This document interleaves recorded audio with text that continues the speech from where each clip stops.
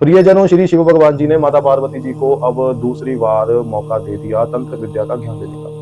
तो श्री शिव भगवान जी ने कहा कि पार्वती, मनुष्य प्राणी के शरीर में ईड़ा और पिघला नाम की दो नाड़ियां होती हैं। इसके बीच में जो स्थूल स्थान होता है उसमें 6 चक्र विराजमान होते हैं। उन चक्र का आत्मा से के साथ मिलकर सीधा महाशिव में वास होता है और इसे ही कहते हैं कि वो चक्र जो एक्टिव होते हैं वो अब आत्मा से मिलकर 6 चक्र जो स्थूल चक्र प्राणी के शरीर में होते हैं वो अब परमात्मा से संपर्क करवा देते हैं। और उसके बाद श्री शिव भगवान जी ने कहा कि 3,50,000 जो नाड़ियां कुल्य होती हैं मनुष्य के शरीर में, छोटी बड़ी नाड़ियां, इनमें से कुछ मुख्य नाड़ियां होती हैं ईड़ा, पिघला, सुखमना, नर्मदा। जैसे ऐसे इन सब से जो मुख्य नाड़ी होती है वो है सुखमना नाड़ी। ये सुखमना नाड़ी के बिना परमात्मा से मिलना असंभव है और सुखमना नाड़ी ही हमें परमात्मा से मिलाती है। और उसके बाद ये सुखमना नाड़ी पर ही सभी प्रकार की जो और नाड़ियां हैं वो निर्भर होती हैं। ये 6 चक्र भी इस ही नाड़ी के ऊपर विराजमान है। लेकिन श्री शिव भगवान जी ने इतना ज्ञान बताया कि माता पार्वती फिर निंद्र अवस्था में चली गई। श्री शिव भगवान जी ने एक बार कहा कि पार्वती,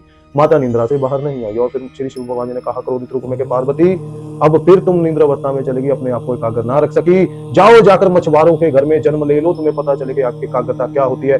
प्रियजनों, माता पार्वती जी को अब दोबारा मछुआरों के घर पर जन्म लेना पड़ेगा। कथा कल आगे बताएंगे। जुड़े रहिए हमारे साथ दरबार गमला श्री राम से।